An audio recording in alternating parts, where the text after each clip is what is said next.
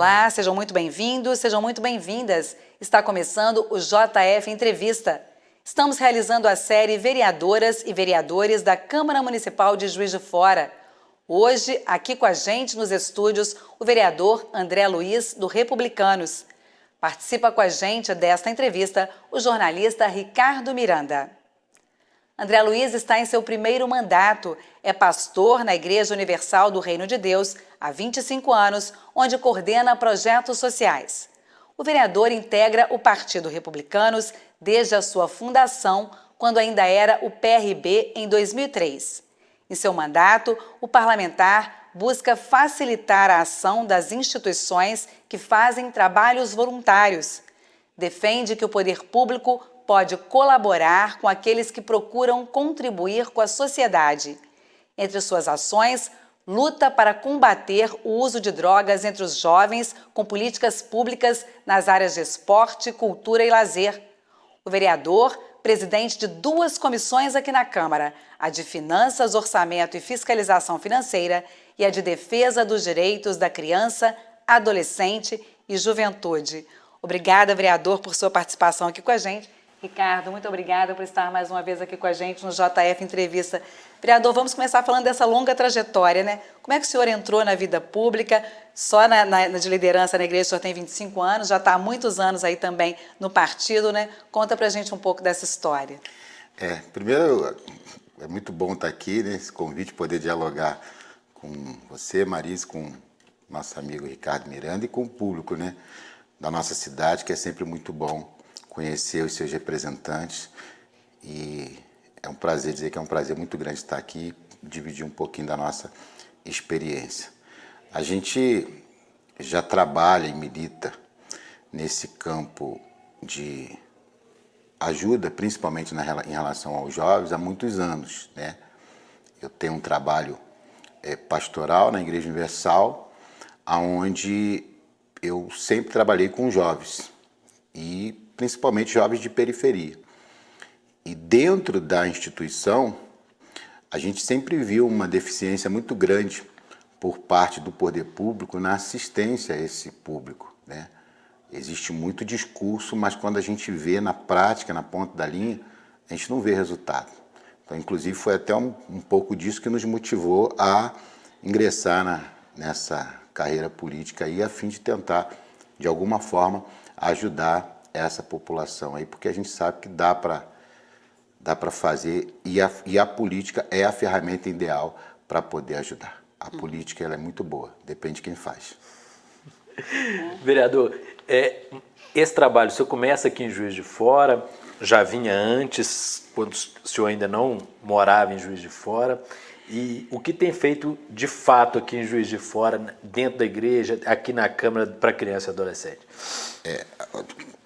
Enquanto pastor, eu comecei no Rio de Janeiro, né, e trabalhava com a juventude do Rio de Janeiro, já percorri o país, já fui no Nordeste, já trabalhei em Brasília, e um pouco em cada canto, sempre como trabalho com os jovens. Em Minas Gerais, nós já estamos aí na casa dos 16 anos aqui em Minas. Já me sinto um mineiro, já falo lá e tal. Só que, assim, aqui, para falar aqui do nosso mandato, em relação ao trabalho com a criança e com o adolescente, mais efetivamente quando a gente assumiu a cadeira, né? Aí o nosso foco principal, conversando com os pares, eu tinha umas prioridades, e era a defesa justamente da criança e do adolescente, e conversando com os pares, eles me deram esse privilégio de presidir a comissão. A gente está presidindo ela há 3 anos, e à frente da comissão a gente pôde perceber aí que existe um vácuo muito grande, porque existe uma rede de proteção que é muito importante na defesa da criança. Essa rede é composta por vários órgãos que são importantíssimos dentro das suas funções, né?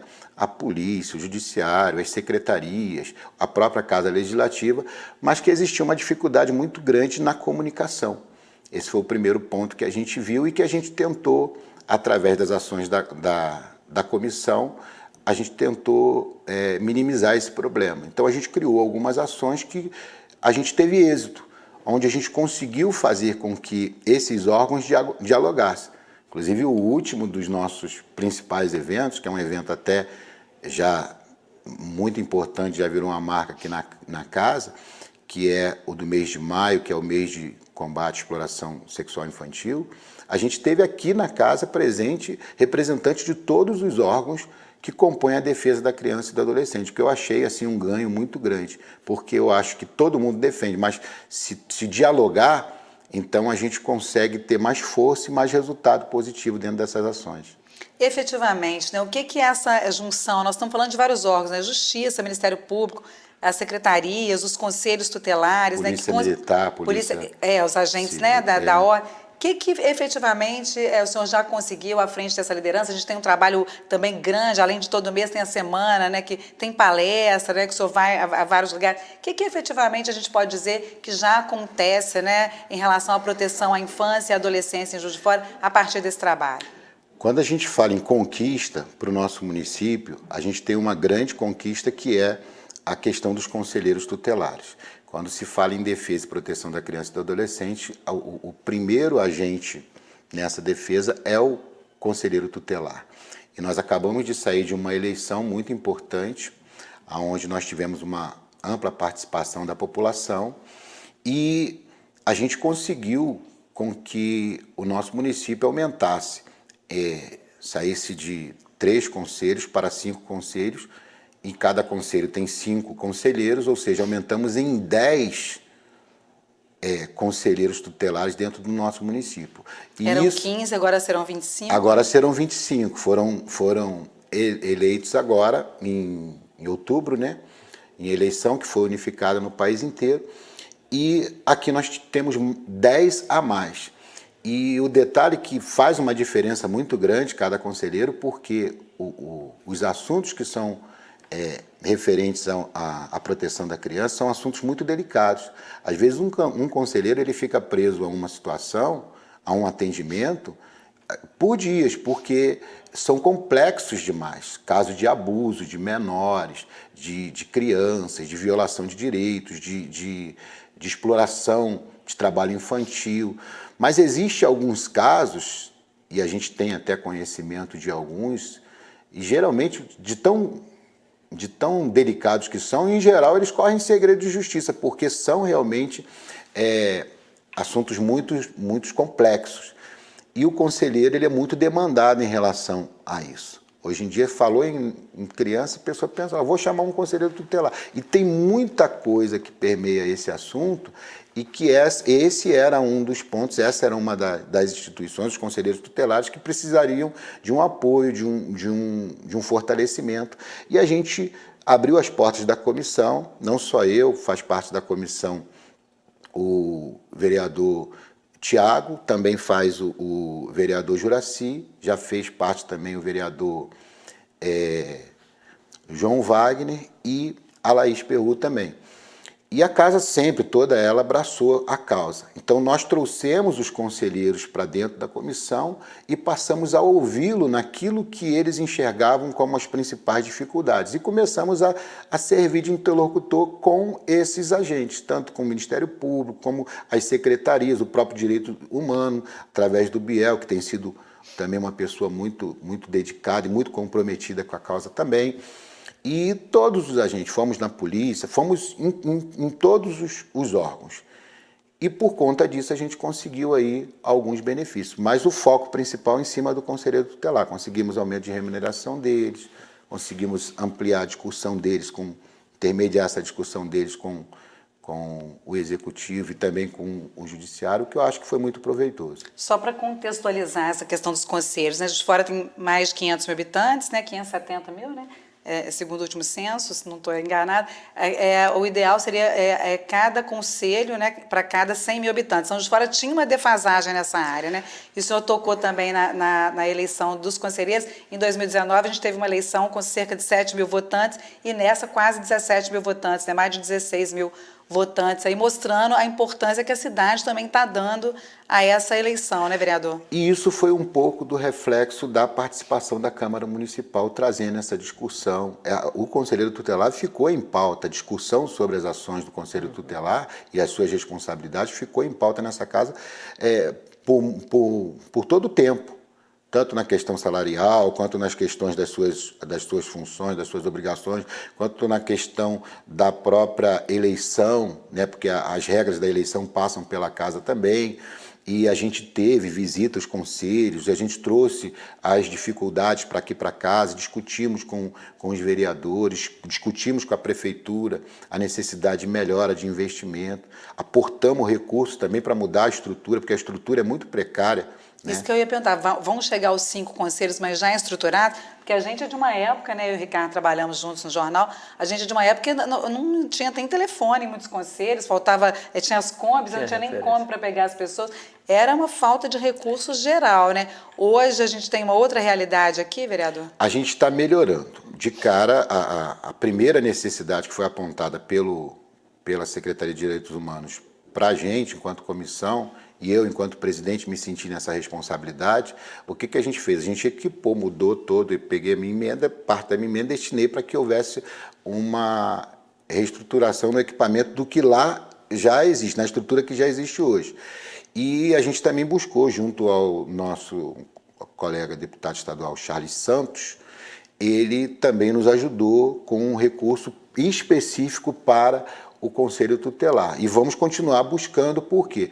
Com o acréscimo dos conselhos, a ideia minha, principalmente, eu acho que existe uma discussão ainda se é necessário ou se deve ser feito assim ou não. Particularmente, eu acho que deve. Que deveria ser todos os conselhos, criasse uma casa de conselho, aqui nós deveríamos ter uma casa de conselho, onde concentrasse todos os conselhos, mas cada um respeitando a sua região. Uhum. Porque nós temos uma dificuldade hoje, por exemplo, você pega o conselho da região norte e ele é na rodoviária. Uhum. E a pessoa para ir lá, que sai de Benfica para ir lá, ela vai ter que pegar uma condução. Então, se ela tiver que vir para o centro, todo mundo que tiver que vir para o centro, fica mais fácil. E com um detalhe, se a pessoa for para o conselho errado, ela tem que ser encaminhada para o outro conselho. Então, o ideal é que tivesse todo mundo junto e a gente criasse. Eu acho que ia ficar bacana até para o município, em forma de política pública, de mostrar que a defesa da criança é realmente uma prioridade, a gente ter aqui no município uma casa de conselhos, na região central, abrigando todos os conselhos, cada um com as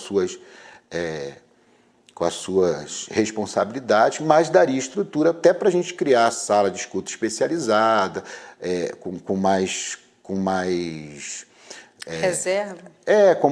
Porque ela requer alguns cuidados. O próprio atendimento, ele requer alguns cuidados, que os atuais conselhos, eles não têm. São muitos precários ainda, mas a gente está trabalhando e a gente já está em diálogo com o Executivo e eles apresentando a proposta, nós vamos ajudá-lo com toda certeza. Na parte que é a mais difícil, que é a questão orçamentária, né?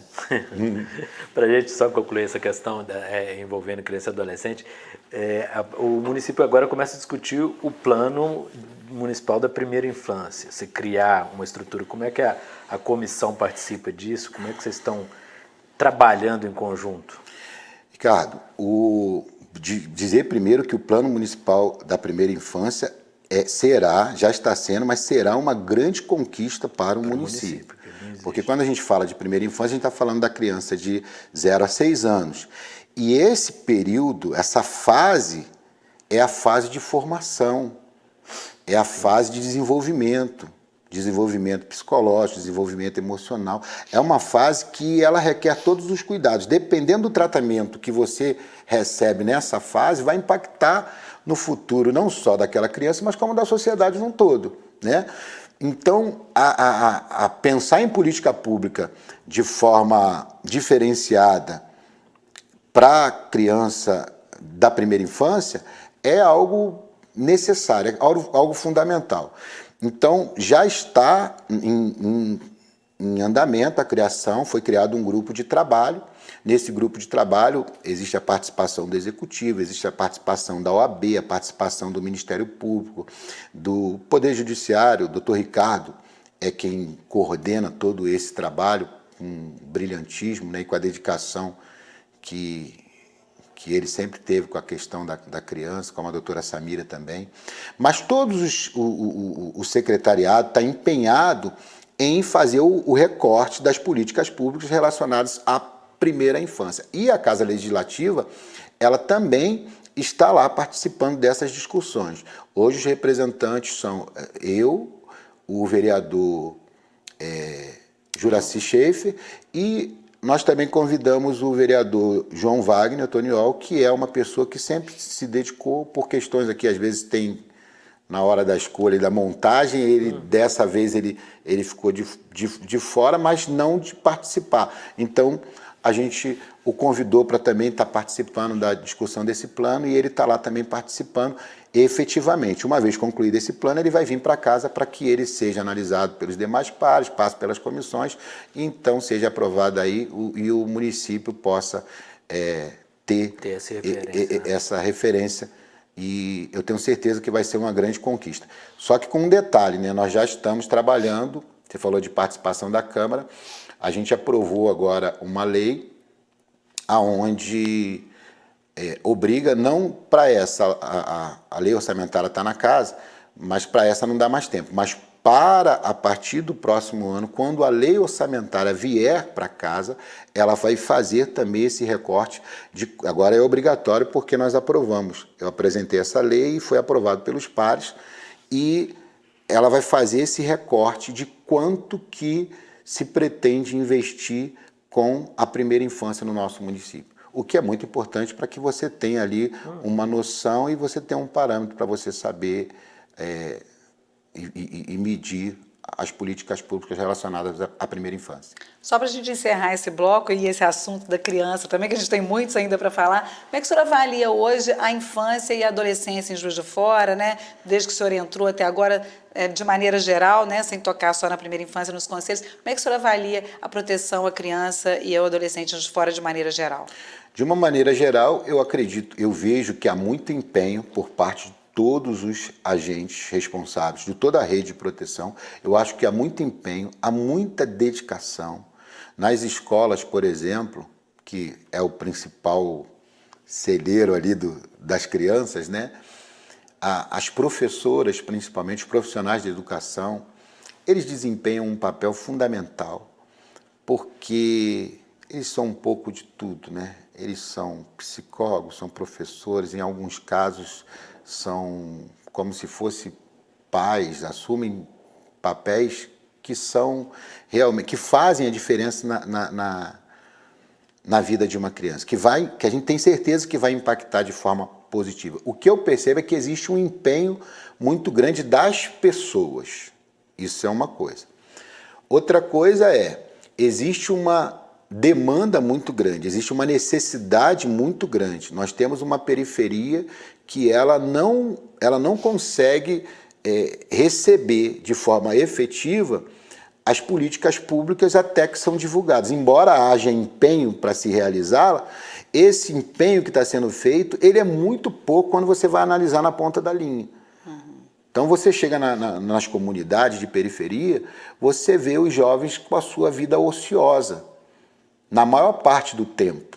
E aquele conflito do pai e da mãe que eles têm que sair para trabalhar, têm que deixar, às vezes a criança não tem condições de pagar alguém para cuidar ou um curso para ele fazer alguma coisa, aí teria que entrar as ações do poder público para ocupar. E a gente não tem isso de forma eficaz.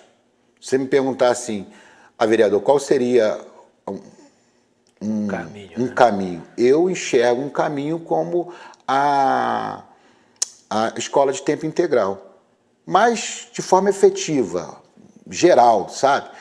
E a gente tem condições de fazer. Inclusive, pensando nisso, a gente aprovou também uma lei na casa que as noções de direitos no contraturno da escola. E a gente já sabe que tem algumas escolas que fazem, mas não é uma coisa implementada de forma que você fala assim, toda Juiz de Fora, ela tem ações e as nossas crianças, elas têm o que fazer, o que se ocupar. E o grande perigo de você não conseguir alcançar essas crianças, embora você tenha força de vontade, é que a ociosidade na periferia pode gerar uma pessoa, um traficante, pode gerar uma pessoa desencaminhada que nem era para ser. E isso não tem como fechar os olhos para isso, porque isso está acontecendo agora. Toda semana a gente recebe notícia de que morreu alguém na periferia. E quando você vai ver, olha a idade. É 16, 17, 14 anos. É o tempo inteiro. Vereador, ótimo, né, falar sobre a criança e esse panorama geral. Uma pena, né, que a situação seja essa ainda, mas nós vamos para um pequeno intervalo e a gente volta com outras temáticas. O vereador tem outras ações importantes aqui dentro da casa também, né, vereador? É um minutinho só, a gente já volta.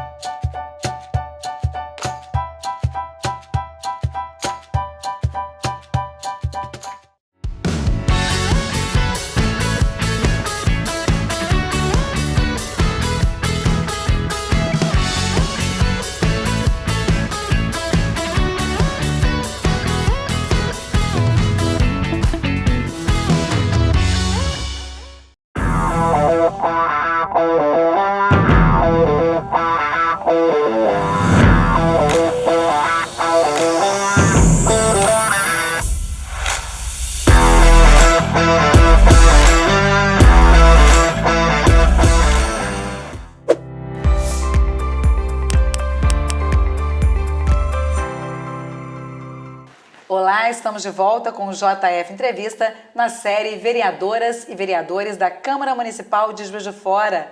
Hoje com a gente aqui nos estúdios o vereador André Luiz. Participa também o jornalista Ricardo Miranda, que é quem começa fazendo a primeira pergunta, mudando o rumo da prosa, né, Ricardo? Mudar. A gente estava na comissão de criança e adolescente, agora nós vamos para uma mais casca. Vamos falar das finanças públicas. Vereador, você já está há algum tempo na comissão, à frente da comissão agora de finanças. E eu acho que eu acompanho diretamente a política de Juiz de Fora desde 2000. E as pessoas às vezes não têm uma noção que acham que Juiz de Fora é uma cidade muito rica e não sabem que a gente vive uma escassez financeira muito grande no poder público. O cobertor aqui é muito curto. E como é que é lidar aqui na Câmara com isso? Porque as leis orçamentárias vêm para cá para ser discutidas, o Executivo elabora, vem para cá para ser discutida, ser aprovada, depois vocês vão fiscalizar. Como é viver isso? Quais são as principais dificuldades quando você tem um cobertor tão curto? Então, primeiro dizer que, Ricardo, quando eu cheguei aqui foram os pedidos que eu fiz. À época o presidente era o Juraci, e eu pedi, ele não entendia, embora que era votação, mas muitos existem um acordo. Tem a votação na época e acabou que os pares me deram também esse privilégio, que eu disse que eu gostaria de presidir a comissão de finanças. Por quê? Porque não existe política pública sem recurso. Esse é o ponto-chave da política pública. E é o grande problema do Executivo, é você ter que fazer muito com pouco. A gente entende essas dificuldades que existem por parte do Executivo de implementar as políticas públicas com pouco recurso. Mas eu também entendo que a Casa Legislativa ela não pode jamais se furtar do seu dever de fiscalizar, principalmente porque o recurso é pouco, é só a gente imaginar dentro de casa, né? Quando a dona de casa ela está com as finanças apertadas, então ela tem que deixar algumas coisas supérfluas de lado e ela tem que ir no básico, ela tem que ir no essencial, ela tem que ir naquilo que é uma prioridade, que é fundamental. Eu enxergo a política pública por esse aspecto. Já que eu tenho pouco, então eu tenho que ficar com um olhar bem atento para onde eu vou gastar esse pouco. E por isso que eu gosto da Comissão de Finanças, porque ali a gente consegue controlar. A gente consegue chegar para executivo e cada mensagem que passa aqui na casa que envolve questão financeira, obrigatoriamente ela tem que passar nessa comissão. Então, uma vez passando nessa comissão, eu tenho a oportunidade de chamar o executivo e pedir satisfação ali. Vem cá, mas é o que vai ser feito com isso aqui? Porque a população, ela necessita e ela merece, porque o recurso é público, né? Então, ela merece ter a transparência de para onde vai aquele dinheiro. É claro que vai ter sempre aquelas pessoas que vão achar que o mesmo dinheiro poderia ter sido gasto por outras coisas, mas eu respeito muito o voto. Então, as políticas públicas do governo que está posto aí, que foi o que foi eleito, a gente tem que respeitar. Então, tem coisas que são vistas como prioridade, que pode ser vista como prioridade para eles, que não necessariamente seriam para mim se lá estivesse. Mas aí eu preciso que eles me mostrem exatamente o que se pretende fazer com aquele recurso. Já tivemos vários embates aqui em várias leis, aonde, enquanto a gente não entendeu o que seria feito, a gente não aprovou. E eu fui sempre um batalhador por isso, pelo direito de fiscalizar, pelo direito de interrogar, pelo direito de questionar. Isso eu nunca abri mão. E por conta disso também fui visto, às vezes, de alguma forma, em alguns momentos, como se fosse um adversário sem ser. Porque eu penso o seguinte, o que é bom para a cidade, nós temos que apoiar, independente de partido, de ideologia. É bom para a cidade? Então, nós vamos investir. Agora, se não é, aí vai entrar a questão política e a gente vai discutir se vamos ou não vamos aprovar aquilo ali.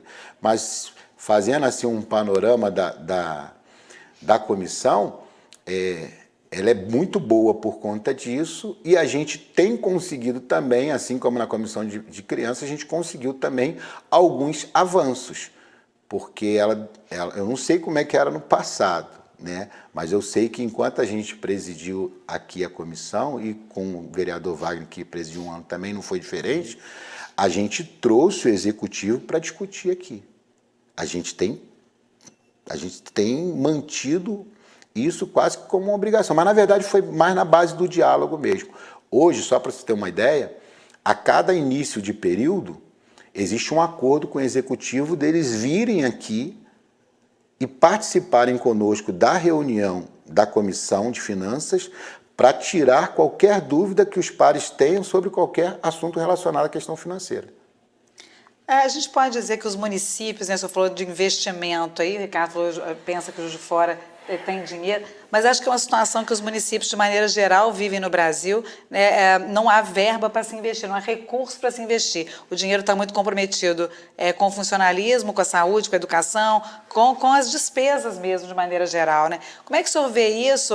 Aí acaba o município tem que partir para os empréstimos, né, pedir empréstimo, pedir recursos, principalmente ao governo federal. Isso tem acontecido de forma muito recorrente no Juiz de Fora nos últimos anos e isso também passa por essa comissão, né? Como é que o senhor vê essa situação em Juiz de Fora hoje? A questão do endividamento do município, eu enxergo ele por dois prismas, né? O Ricardo, que é mais experiente aí na área, pode até me dizer se eu estou certo no meu raciocínio ou não. Existe aquele endividamento que não diria que é normal, que é justamente por conta das dificuldades, da falta de recurso e a necessidade muito de investimento. Às vezes a pessoa pode tomar uma ação errada ali e aquilo acabar gerando. E também o endividamento por conta das necessidades, como esse último do aporte que a prefeitura foi buscar para fazer obras de infraestrutura, que é uma obra cara, o município não tem que gastar e ela está se endividando. Esse tipo de endividamento é um endividamento onde você consegue mensurar ele e pesar o custo-benefício. Vai me trazer uma dívida, mas vai me trazer um benefício muito grande. Mas, falando de uma forma geral dos municípios, e eu não vou tirar Juiz de Fora desse pacote, Se for puxar um histórico aí, muito desses endividamentos que os municípios têm é fruto de má gestão. Sem querer criticar aqui gestores passados, eu estou dizendo assim, é um pacote de má gestão, que talvez até nesse atual possa ser que a gente só vai saber depois no final. Mas eu digo assim, hoje é muito fácil você dizer assim, os municípios estão endividados. Eu até reconheço que os municípios estão endividados. E eu também enxergo que a União ela tem que olhar para os municípios e para essas dívidas que existem de uma forma mais eficaz. Porque a gente vê muito discurso, mas não vê a coisa chegando para poder resolver. Falar de dívida aqui no município só para falar de Juiz de Fora, a gente tem a questão da Previdência, né? Que é um buraco sem fundo. Quando você vai fazer qualquer conta, qualquer cálculo, eu já conversei isso com o pessoal do Executivo, a gente simplesmente faz o recorte da Previdência, senão a conta não fecha, senão você não consegue aprovar nada. Mas é um problema que já existe lá, ele já vem. Mas hoje precisa ter uma solução, e essa solução você não vai encontrar aqui não. Você pode até tentar minimizar ali, como o Executivo está tentando agora, mas se não vier um aporte, sei lá, e a União tem esse poder de criar a política para socorrer, se não vier, aí não resolve o problema. Acontece muito isso, e o governo federal, não estou falando desse governo agora, reiteradas vezes, vem muito tempo, há uma concentração de recursos muito grande na União, a União arrecada bem, arrecada muito, e acaba criando algumas responsabilidades para os municípios e não manda o recurso, isso virou um complicador. E a gente vive numa federação que se cria as leis para um município do tamanho de São Paulo, do tamanho de Juiz de Fora e do tamanho de Chácara. Então, achei que você ia falar Guarani. São realidades, isso traz complicações. A gente vive agora uma dificuldade imensa de chegar num bom termo para se pagar o piso da enfermagem. Ainda não tem um denominador comum. Há uma boa vontade de todo mundo, e isso acaba impactando muito as finanças públicas. Mas, de fato, você tem um problema sério de gestão e de fazer concessões de empréstimo. Mas, em relação a isso, aí trazendo aqui para a Câmara de novo, você tem também, dentro do Legislativo, ao longo do tempo, o senhor falou que isso melhorou agora, que está trazendo, mas você tem uma defasagem de fiscalização, instrumentos melhores de fiscalização do Executivo, de estar buscando mais, contestando mais. E eu acho que, por exemplo, igual acontece hoje a questão dos empréstimos de Juiz de Fora, como que está isso? Quais demandas que a Câmara tem, a comissão tem questionado a Prefeitura? Como é que vocês estão fazendo isso para avaliar? Porque hoje na mídia a gente fala, Juiz de Fora está endividado, está aumentando. Nós temos margem para aumentar, a secretária de Fazenda esteve na Câmara recentemente, explicou, e de fato existe isso, mas há um risco nisso tudo. Como que a gente faz aqui na Câmara para que as obras não sejam executadas, para que isso, o que a Câmara tem feito, o que a comissão pode ajudar? Primeiro, Ricardo, uma coisa, fazendo aqui, olhando para o lado da Câmara, uma coisa que eu sempre falei aqui, falei para os pares, falei para os presidentes, que é uma deficiência que nós temos, é justamente na condição técnica, na capacidade técnica de avaliação. Por quê? Nós temos excelentes profissionais aqui, pessoas que são técnicas e são muito boas no que faz. Por quê? Porque consegue fazer muito sendo pouco, como material humano. Sim. Então, quando você pensa em Juiz de Fora, um orçamento de 3 bilhões, na casa dos 3 bilhões, você não pode ter um técnico para poder avaliar isso. Você tem que ter um corpo técnico, inclusive especializado, para poder dar esse suporte para, inclusive, os parlamentares. Até porque a gente sabe que a política ela é assim. O parlamentar, embora ele tenha ali a sua assessoria, mas a função do parlamentar é muito ampla. Ela é muito ampla e ela carrega em si uma responsabilidade muito grande. E a casa tem condições para isso, porque todo esse recurso que é injetado no município, parte dele é para a Câmara, justamente para que ela exerça a sua função na melhor qualidade possível. Então, eu enxergo que a gente poderia melhorar nesse quesito, de ter uma assessoria técnica mais especializada. Dentro das nossas limitações, a gente vai em busca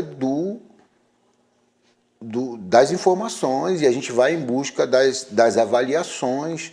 Eu vou te dar, por exemplo, a LOA, né, que está na casa agora tramitando.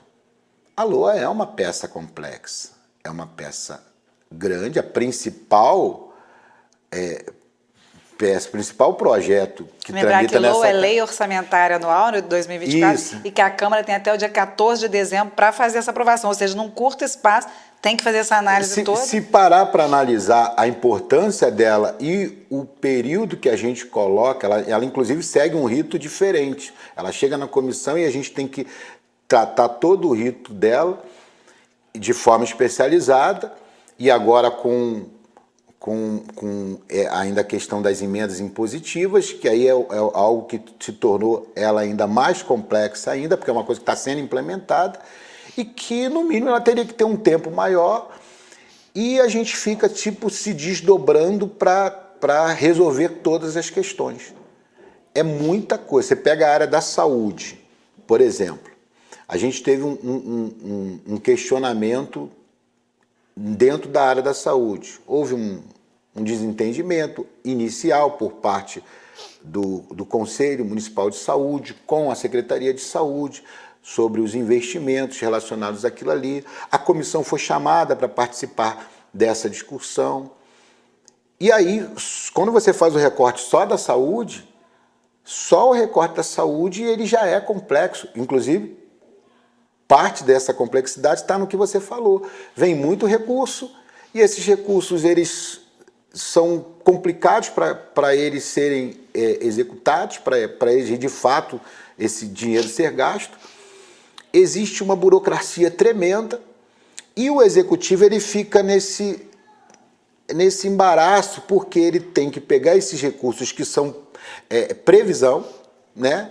Ele está prevendo que ele vai receber e ele tem que, tipo ali num jogo de xadrez, prever também quais são as peças que ele vai mover para que aquele dinheiro seja gasto da melhor maneira possível, que ele não perca aquele recurso, para que ele não...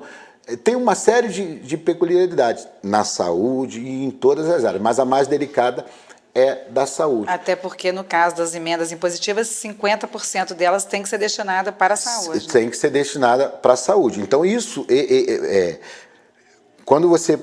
A própria peça, a LOA, já é um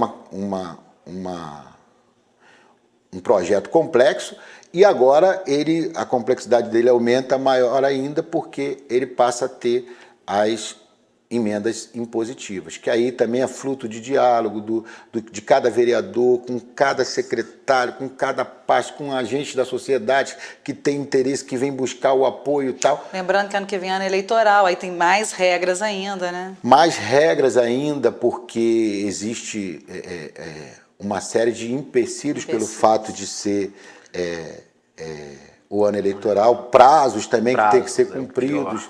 Então você tem um recurso que você tem que destinar, mas ao mesmo tempo você tem que conseguir criar uma política pública que você vai conseguir gastar aquele dinheiro num tempo hábil de você ver a coisa acontecer. É realmente complicado, não é uma coisa fácil, não. Se eu te dissesse assim, se a gente fizesse teria que ter uma consultoria permanente aqui, sem desmerecer de maneira nenhuma os profissionais da casa. Volto a repetir, são pessoas que são excelentes no que fazem, até porque fazem muito. A gente fica até assim, eu como presidente da comissão, eu estou até agora mesmo numa verdadeira sinuca de bico, porque por um lado eles estão me apertando, por outro lado eu aperto os vereadores, e a gente fica, e os vereadores apertam o executivo para fechar logo os acordos relacionados ao que vai ser implementado. Uma coisa muito bacana nesse aspecto, que vale a pena a gente fazer um recorte, é que as emendas impositivas elas vieram e a gente e os pares todos têm dialogado com o executivo com a seguinte ideia: apresenta quais são as suas propostas, porque a gente quer ajudar, a gente quer investir, mas o governo ele não é sozinho, todo mundo. E hoje a realidade de um vereador é diferente, porque ele não só legisla por conta das emendas impositivas, que é uma boa fatia do orçamento agora, ele passa a executar também, porque o que ele determinar vai ter que acontecer. Esse é assunto pesado, né, desse segundo bloco, Comissão de Finanças, né? Vamos para o último bloco, um bloco mais leve. Você vai saber para que time que o vereador torce e será que esse time vai ser campeão brasileiro? Eu espero que não, hein? É só um minuto, até já.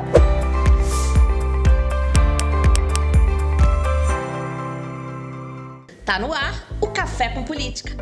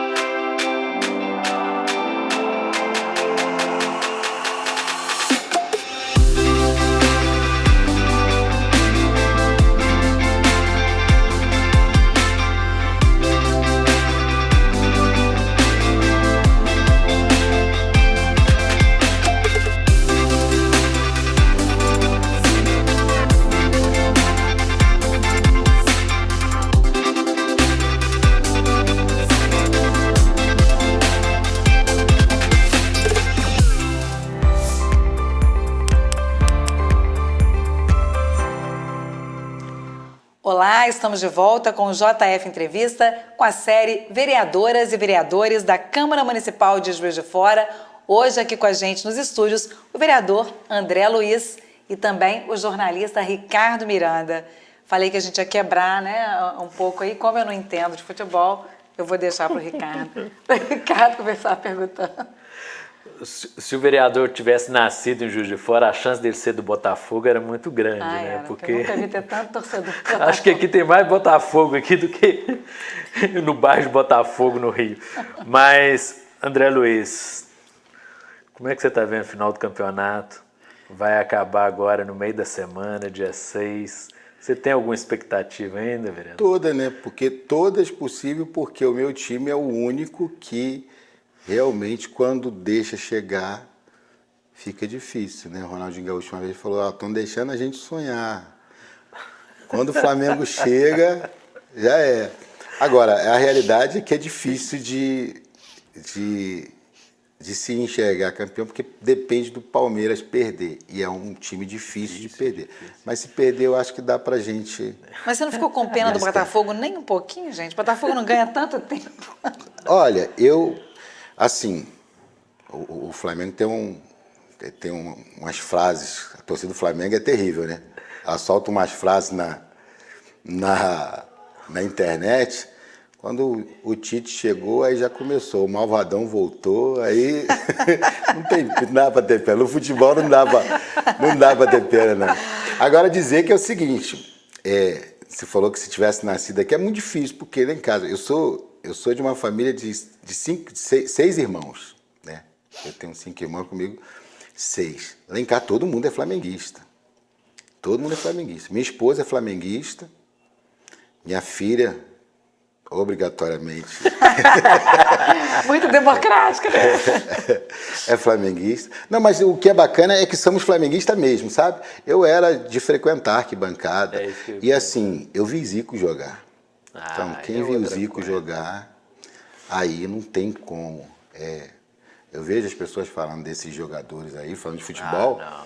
Eu vejo as pessoas falando aí desses jogadores atuais. Tem que comer muito, mas muita farinha para chegar no pé do Zico. E o vereador, misturando já um pouco da vereança, né, do vereador que também é pastor e que também gosta de futebol, dá tempo de lazer, dá tempo de ir assistir o futebol na televisão ou ir lá no Maracanã? Fala um pouco como é que é a realidade do senhor, que ainda é, né, é liderança ainda, o senhor ainda faz os cultos, como é que é isso? Tem tempo de olhar para as finanças do município, para cuidar das crianças, para ir para fazer o culto, para ver o futebol? Fala um pouquinho dessa rotina. Como pastor, o pastor ele não é uma profissão, ele é uma vocação. E eu fui consagrado a pastor na Igreja Universal e eu não deixo de ser pastor, mas administrativamente eu sou licenciado da igreja, até por causa do cargo que eu ocupo.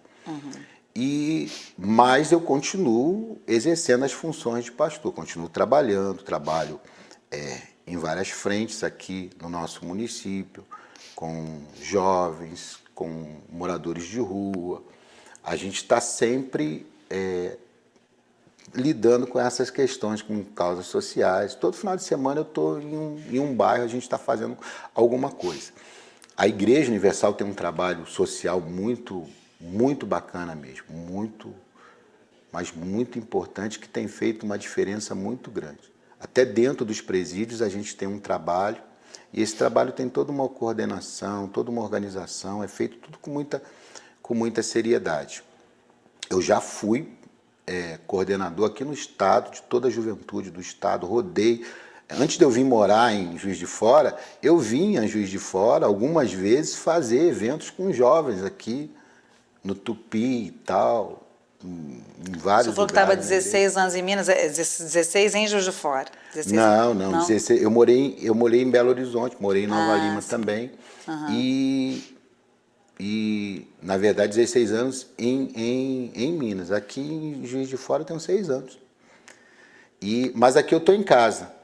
Né? Aí voltando para o esporte, subiu ali, aí já você tá lá, todo mundo torce pro Mineiro, torce pro Cruzeiro ou pro Galo. E é uma rivalidade terrível. Eu me sentia um estranho no ninho lá. Aí chegando aqui eu me sentia em casa, que aqui todo mundo torce pelos times do Rio. Não consigo ir mais, até gostaria de ir mais no Maracanã, não consigo já há muito tempo já. Mas gosto. Uma das coisas que a gente faz para tirar o jovem da ociosidade são eventos esportivos, campeonatos, entre as comunidades. A gente faz várias ações, um festival de música, de dança. São vários eventos que a gente faz com a juventude. E é lógico que a gente sempre usa, a nossa ferramenta principal é a palavra de Deus, porque a gente acredita nessa parte espiritual, que o ser humano ele tem que ter cuidar da sua vida espiritual. Mas eu sei que o jovem ele precisa sonhar. Então, quando você bota um jovem para disputar um torneio, enquanto ele está jogando lá, ele se sente o Vinícius Júnior, ele se sente o cara. E aquilo alimenta nele um sonho, uma esperança. Quando não tem esse tipo de ação, aí ele fica... Hoje em dia, então, com a internet, aí é um mundo muito perigoso. A gente não pode deixar o jovem desocupado, né? Na política, nós estamos agora, ano que vem vai ser um ano eleitoral, o senhor deve concorrer de novo ao mandato de vereador, mas como o senhor disse que está licenciado da igreja, até por conta da função, como é que é o plano de voo na política? Vai continuar na política mais quanto tempo? Não, eu tô na política. Eu tô licenciado administrativamente, mas eu continuo realizando cultos na igreja. Fazendo pregação. E não faço só na Universal. Sou convidado para outras igrejas e a gente vai para falar da palavra de Deus, que foi o que me transformou, Ricardo. Hoje eu não sou pastor porque eu fiz um curso teológico e aprendi sobre a Bíblia. Embora eu fiz catecismo quando criança, eu aprendi como todo mundo aprende lá quando criança e tal, mas não praticava nada. A palavra de Deus, quando eu conheci a palavra de Deus e eu estava com essa, eu era um desses jovens vida louca, quando eu conheci a palavra de Deus, ela me transformou. Então hoje eu me sinto na obrigação, não é uma coisa que... Não é que eu anuncio, o apóstolo Paulo fala isso, eu anuncio o evangelho, se anuncio o evangelho não tenho do que me gloriar, porque pesa sobre mim essa obrigação. Então, pelo que Jesus fez por mim, eu me sinto na obrigação de fazer e de levar a palavra de Deus, independente de título, de pastor, de qualquer coisa. Se você conversar comigo, você vai, de alguma forma, eu vou tentar passar para você o que Jesus me ensinou. Nesses 6 anos, né, que o senhor está em Juiz de Fora, que Juiz de Fora é essa que o senhor conhece? O que o senhor acha que Juiz de Fora tem de bom? O que poderia melhorar? E a relação que o senhor cria também com a cidade, né? Nesse tempo, sendo vereador, acho que imagino que tenha rodado bastante também já e conhecido bastante, né, os bairros e a cidade de maneira geral. Já rodei bastante, inclusive pelo país. Tenho um carinho muito grande pela Paraíba. Sou filho de Paraíba. Eu nasci no Rio de Janeiro por acidente. Sou filho de Paraíba e pai de Paraíba. Minha filha nasceu na Paraíba, quando nós estávamos lá pregando, inclusive, a palavra de Deus. E tomando conta também da juventude de lá também, desenvolvendo esse mesmo trabalho. E tenho um carinho muito grande pelo Rio de Janeiro, pela Paraíba. Mas em Juiz de Fora, se eu tivesse como falar alguma coisa positiva, é que eu me sinto em casa. Quando eu estou aqui... A família da esposa também não é de Juiz de Fora? Não, do Rio também. Nós somos do Rio. Nós somos do Uhum. Rio. Minha esposa é do Rio também, carioca, eu também. E aqui em Juiz de Fora a gente sente em casa. Qualquer pessoa que a gente recebe aqui, a gente fala assim, aqui é bom demais, aqui é o melhor lugar que tem, aqui o povo é maravilhoso. Eu, assim, sem demagogia nenhuma, eu gosto mesmo, eu gosto do povo de Juiz de Fora. Não sei se é por conta da proximidade, aqui pega muito dos costumes do Rio, mas eu me sinto em casa aqui realmente. Eu gosto de Juiz de Fora. Por mim, você respondendo a sua pergunta, por mim eu fico aqui a vida inteira. Nós vamos para o que vai acontecer. O que vai acontecer, assim, para a próxima eleição, com certeza a gente vai estar aí na disputa. Mas a carreira política, ela tem que vir muito do que... você tem que ter a receptividade. Receptividade da população. Porque não adianta você se achar o bom se a população não comprar, não vai adiantar, você não vai nem se reeleger. Então eu espero merecer a confiança da população e aí o que vai acontecer para frente a gente não sabe. Mas o meu caminho é sempre legislativo. Eu gosto dessa seara aí do legislativo, mais até do que do executivo. Nós não tivemos tempo de falar nos blocos anteriores, acho que só aproveitar esse gancho do senhor aí e falar um pouco dos projetos, né, que o senhor considera principais aí nesses quase 3 anos de mandato. O que o senhor destacaria de coisas que viraram leis aqui em Juiz de Fora, que o senhor considera importante nessa trajetória aí dentro do Legislativo de Juiz de Fora? Olha, a gente tem bastante, assim, a gente tem cerca de uns 40 projetos apresentados de lei. Eu posso destacar hoje já é já é lei do nosso município o ensino de direito na escola, nos contraturnos. É uma coisa que já acontece, inclusive a OAB já faz, mas hoje a prefeitura, se ela quiser, inclusive fazer isso de forma mais institucional, ela pode, remunerando e tudo, tal. Inclusive a gente está avançando com essa discussão. Eu sou autor de uma lei que muita gente não sabe, que obriga os bares e restaurantes a colocarem o cartaz da violência contra a mulher, aquele sinal que a mulher, quando ela marca com um batom ali, né, que ela está sofrendo algum tipo de abuso, nós somos autor dessa lei. E na área da criança, nós já pontuamos aqui algumas leis que foram fundamentais, algumas com parceria com os membros da comissão, como a principal dela no aumento do número de conselheiros tutelares. Nós temos uma lei que ela foi pensada, muito bem pensada, que a gente pensou bastante. Eu chamei o Tiago para a gente conversar também sobre isso, que o Tiago é um cara que milita muito no esporte e ele é presidente... Tiago Bonecão, né? Tiago Bonecão, e é presidente da comissão de esporte da casa, e a gente apresentou a lei que cria o Bolsa Atleta. E é muito bacana, se eu tivesse que destacar uma lei, eu destacaria o Bolsa Atleta. Por quê? Porque existem muitas leis que são criadas. E a gente fica, às vezes, até chateado. A gente sabe que tem algumas leis que realmente elas são difíceis de serem implementadas. Vou usar esse termo para ficar mais fácil.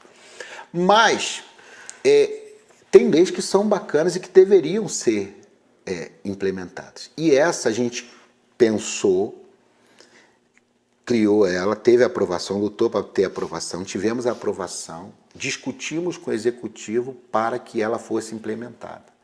E a gente teve um cuidado que foi de criar o programa Bolsa Atleta e colocar o recurso para não ter a desculpa de que ela não poderia ser executada. Por meio da emenda. Por meio das emendas. E olha o valor que teve a emenda.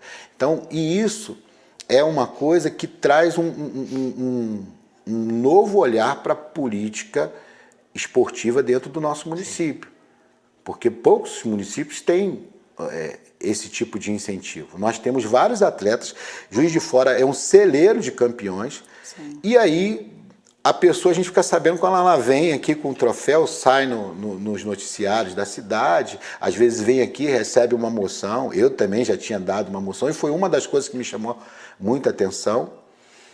Por conta disso, eu falei, e as pessoas vêm pedir, e é comum procurar o vereador, pô, me ajuda com isso, me ajuda. Pô, pessoa campeã, pessoa batalhadora, vive daquilo ali, e ela ter que ficar ali passando, mendigando aquilo ali, como se tivesse, não. Aí eu falei, olha, eu não tenho, porque eu não faço esse tipo de coisa, mas eu vou pensar em alguma coisa. Aí a gente pensou e chegou a isso.